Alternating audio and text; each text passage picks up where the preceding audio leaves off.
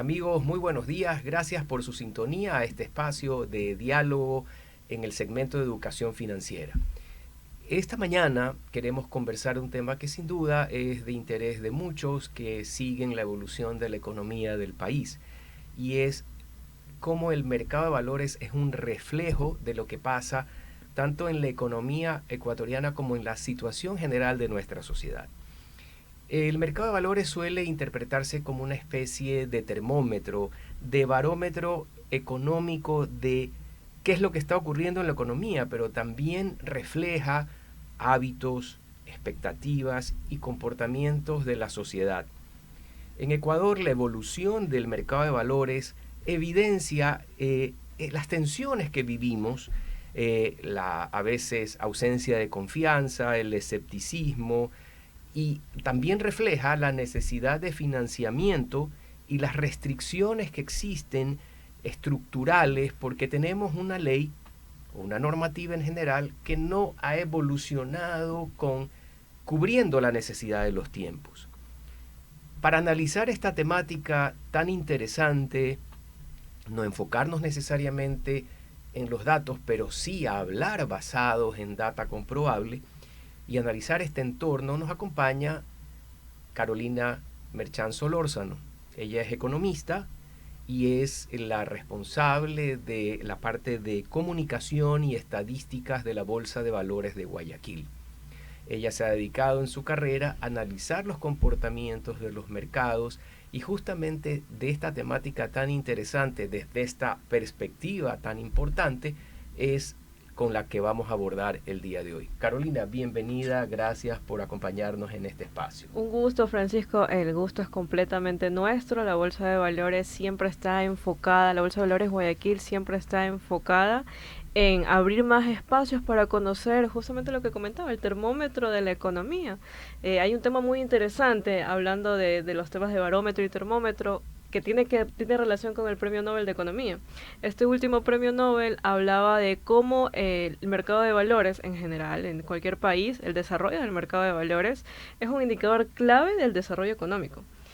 Si bien es cierto, a la final el premio Nobel terminaba diciendo que la parte más importante dentro de una economía que sí o sí va a determinar si hay o no evolución, desarrollo económico es la tecnología, el mercado de valores es ese indicador clave. Y aquí en Ecuador pues tenemos mucho de qué hablar al respecto. Definitivamente el mercado de valores para mí como economista, desde que ingresé a la bolsa, desde que formé parte del mercado de valores, ha sido un tabú completo de lo que uno esperaría frente al mercado de valores, y creo que es lo que la mayoría de la audiencia puede estar imaginando, creando o teniendo esa expectativa. Como decíamos en la introducción y usted lo ha referido muy bien, ¿qué evidencia tenemos nosotros de que nos permite evaluar el nivel real de la cultura financiera de nuestro público? O sea, ¿cómo se refleja en el comportamiento de los inversionistas y de los ahorristas la cultura que ellos tienen respecto, valga la redundancia, con el ahorro y la inversión? El mercado de valores es ese indicador clave sobre cuáles son los comportamientos desde la parte individual, uno como persona natural, pero también desde los tomadores de decisiones, los gerentes de las empresas, financieros, inversionistas, bancos, sector real sobre todo.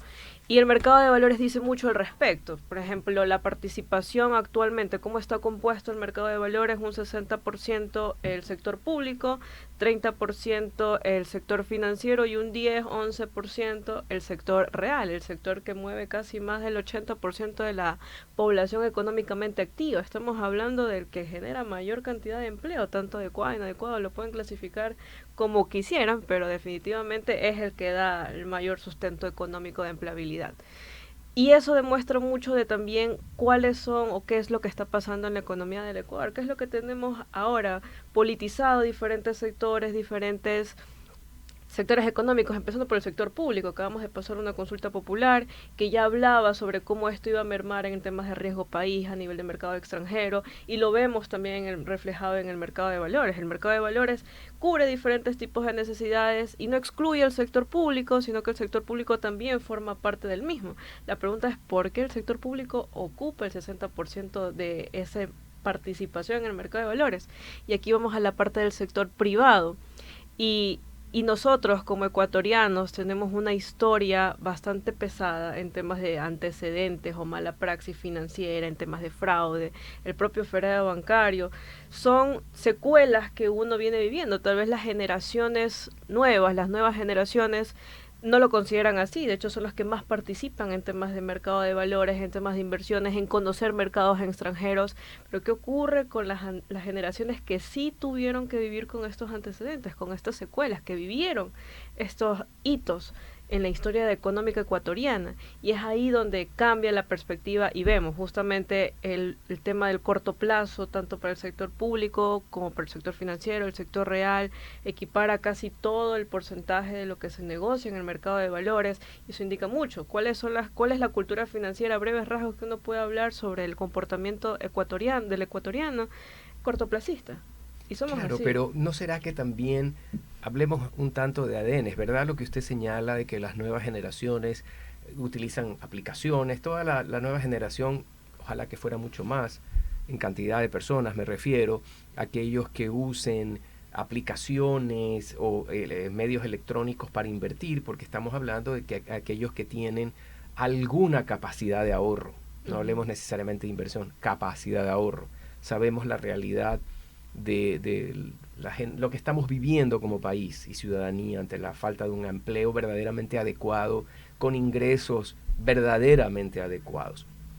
Pero ¿no será que en nuestro ADN el influjo de los que vivieron la crisis también se transmite a las nuevas generaciones? Porque usted ya está llevando un terreno de la conversación interesante, porque nos tenemos que aproximar realmente a la cultura. Y cuánto desde la perspectiva de alguien que analiza mercados, ventajosamente no desde fuera, sino también desde adentro de una institución partícipe del mercado de valores, las bolsas son definitivamente, si no el anclaje de los principales, el principal para que un mercado de valores funcione, sea una bolsa virtual o física, lo que fuere, pero sin bolsas no existiese mercado de valores. Por supuesto. Entonces, regresando a mi pregunta, y en la tónica de lo ya hablado, ¿de qué manera influye la cultura financiera de la ciudadanía con respecto a el condicionamiento que esto puede generar en la composición de los valores que se emiten, la disponibilidad de liquidez, en la demanda de instrumentos? Porque si no hay demanda, evidentemente, no hay oferta. Claro. Es muy interesante y un poco yendo en la temática de la parte de la cultura financiera dentro de la parte organizacional, empresarial más que nada. Es muy importante todos estos antecedentes porque el ecuatoriano en general es cortoplacista, busca liquidez inmediata y esto se ve reflejado tal vez en el mercado de valores. La mayoría está adverso al riesgo, entonces el ecuatoriano es muy conservador a pesar de todas las cantidades, a pesar de todos los diferentes aspectos, momentos que pueden existir en forma de yo necesito un poco más de dinero, por acá otro ingreso, la informalidad que también existe, que es parte cultural del ecuatoriano también, influye dentro de los mercados de valores. Entonces, por eso vemos siempre al corto plazo que buscan mayor liquidez. ¿Qué pasa con las empresas en ese caso? Como no tenemos una base de inversionista en el mercado de valores, y lo que uno puede imaginarse siempre al estudiarlo es que la base de inversionistas son más personas naturales. Soy yo, es mi familia, es mi hermano, somos mis compañeros que formamos parte del mercado de valores. Pero también están los inversionistas institucionales, que aquí en el Ecuador, en este mercado de valores, tienen un peso gigante sobre lo que funciona y lo que maneja en el mercado. Entonces, ese rol del inversionista institucional es clave, es puntual, pero si no aumentamos la base de los inversionistas naturales, los individuales, las personas, es más complicado que haya mayor demanda y también mayor oferta. O sea, el mercado se complica. Y es por eso que vemos una participación del sector público sumamente amplia. No es necesariamente porque el inversionista institucional no quiere negociar o no quiere invertir en empresas, al contrario, buscan invertir en empresas. pero no es lo mismo que una empresa lo haga sabiendo que va a tener un inversionista institucional, además de una base de personas que pueden invertir, un inversionista natural. Un poco más ampliar esa base también es el objetivo que nosotros tenemos como Bolsa de Valores Guayaquil. Muy importante recalcarlo porque hasta ahí hemos llegado. Durante todo este 2025 hemos aumentado la demanda del sector real para la emisión de diferentes títulos valores.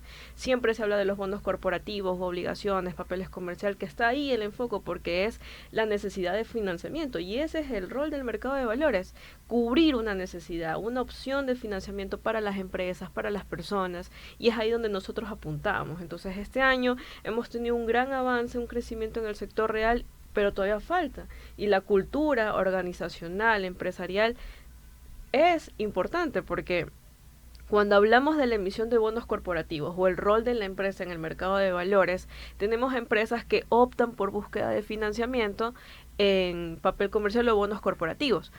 Pero ¿qué pasa con las acciones? El tema de la renta variable en el mercado de valores apenas es el 1% de todo lo negociado. Pero ahí, Carolina, usted dijo algo que no quiero que se nos pase porque lamentablemente el tiempo en general para estos espacios, pues es lógico, es relativamente corto. Pero usted habló algo que me pareció interesante y no quiero dejar pasar. ¿Cuánto influyen esas malas praxis, esos antecedentes que de todas maneras como economía, sistema financiero, mercado de valores se arrastran?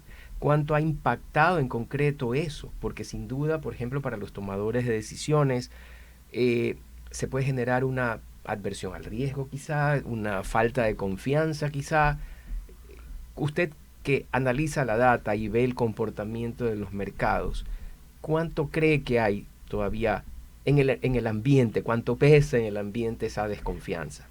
Sí pesa, yo diría que por generación pesa diferente, porque, insisto, no es lo mismo la generación que vivió estos hitos económicos a la generación nueva que busca diferentes tipos de inversiones y que tal vez el desconocimiento y juega el rol de las bolsas de poder educar un poquito más sobre el mercado de valores local influye bastante. Por ejemplo, en temas de cuando hay un análisis muy interesante que nosotros hicimos en la bolsa fue el tema de la volatilidad de los precios de las acciones diarios.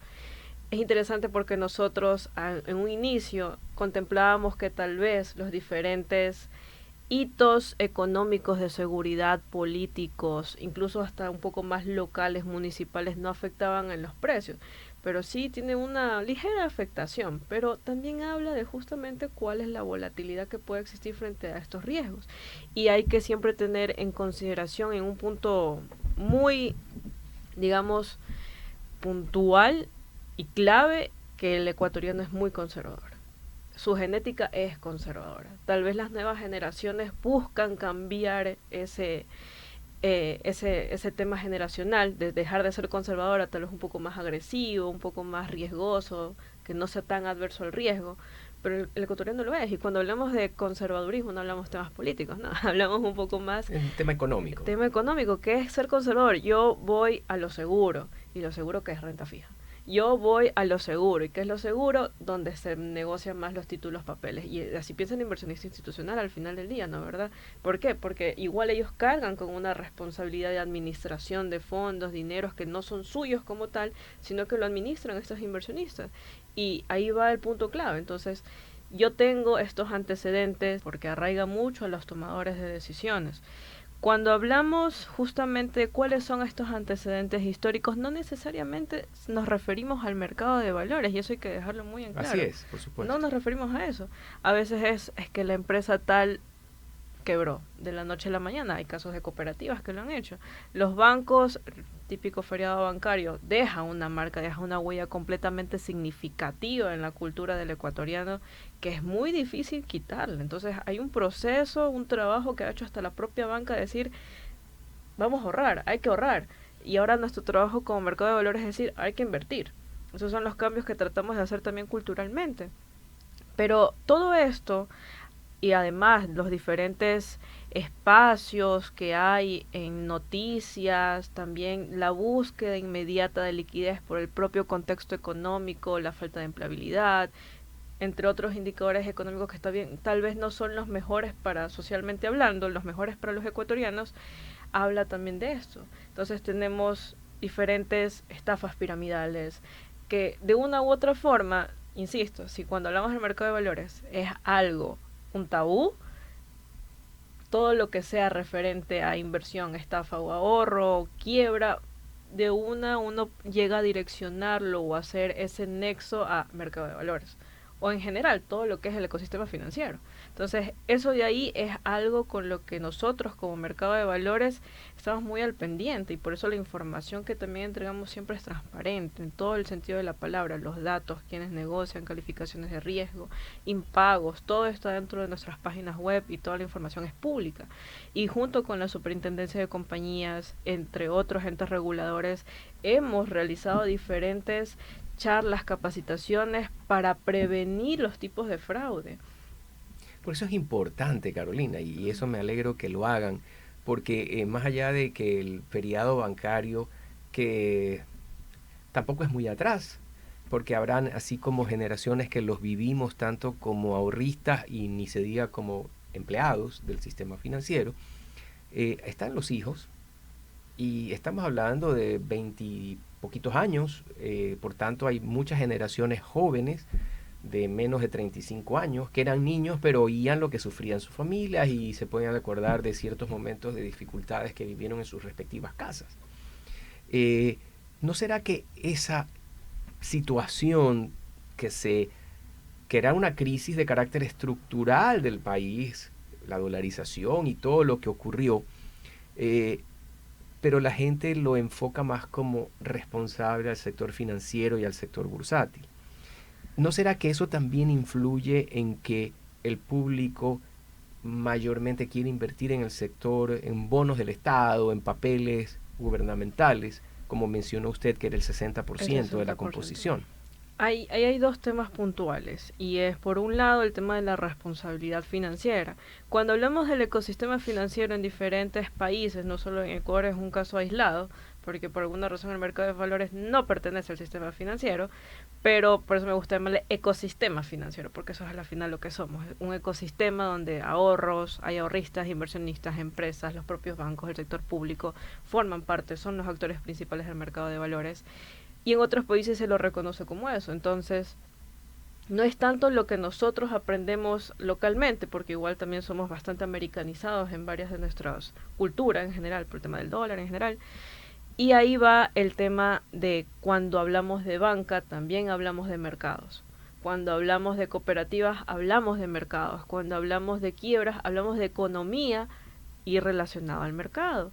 Y ahí tenemos una variedad y un sinfín de relacionamientos que existen ya comunicacionalmente hablando, porque es la manera en la que nosotros hemos adquirido o absorbido ese tipo de información. Finanzas, mercado de valores, finanzas, acciones, finanzas, ahorro, inversión. Si bien es cierto el mercado de valores aquí no es tan hablado internacionalmente, sí lo es. Y cuando hablamos internacionalmente, pesa en el mercado de la empresa o el sector real, igual el sistema financiero. Entonces, eso es lo que está en nuestra mente cuando hablamos de adversión al riesgo. No necesariamente hablamos de mercado bursátil como tal, sino de ecosistema financiero. El ecosistema financiero es riesgoso porque yo tengo todos estos antecedentes, yo tengo todos estos historial y me es difícil encontrar una forma de confiar, siendo la confianza una de las principales valores del mercado de valores. Eso es, la confianza, netamente. Coincide como un valor fundamental. Entonces, y ahí viene el tema de las volatilidades y cuando uno espera, ¿no? ¿Verdad? ¿Cómo funciona el mercado de valores? Mayormente acciones, el mercado de valores aquí local no lo es, insisto, es una radiografía del ecuatoriano, de la economía, y es bastante adverso al riesgo, es muy conservador, más de renta fija. Es un lugar que los ecuatorianos al final del día hemos creado con base en todo nuestro historial. Decimos, no voy a dejar que esto vuelva a ocurrir y la única forma de hacerlo es mediante oferta y demanda.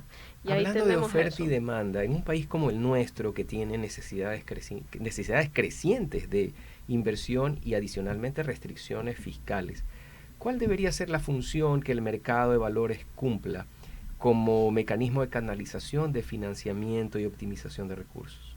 El mercado de valores es un punto clave, es un punto fundamental porque es la única opción de diversificación al financiamiento que las empresas y los ecuatorianos y las personas en general pueden tener. Eso es lo que somos nosotros. Una opción de diversificar título, sector, tipo de ahorro, tipo de inversión, lo que sea. Eso somos nosotros. Ese es el rol del mercado de valores. No todo tiene que ser transado por banca, no necesariamente es así. La banca transa por el mercado de valores porque las personas, las personas individuales pueden o no formar parte del mercado de valores cuando esa es la opción que nosotros brindamos. Brindamos ese cambio, esa diferenciación, la idea de que la persona pueda tomar decisión al decir yo elijo esto, esto y esto, y yo diversifico, puedo estar en la banca como puedo estar en el mercado de valores, no estamos peleados. Entonces ahí va los diferentes tipos de rol que cumple el mercado de valores en ese específico, digamos, como actor clave en el tema de financiamiento y canalización. Ahora, es muy importante cuando hablamos de canalización hablar de los inversionistas, y vuelvo a tomar el tema de los inversionistas institucionales, porque si bien es cierto, es la mayor parte de la base que hay en temas de inversión aquí en Ecuador, no son los únicos. De manera extranjera, como del mercados extranjeros, tenemos también inversionistas institucionales que gustan invertir en las empresas ecuatorianas. Y ahí es donde cambia un poco la dinámica porque, ok, entonces hay que preparar a las empresas ecuatorianas para que logren ser o formar parte de estos inversionistas institucionales, que sean más apetecibles al extranjero. Y ya existe, o sea, existe por diferentes temas de tasas, rendimientos, calificaciones de riesgo.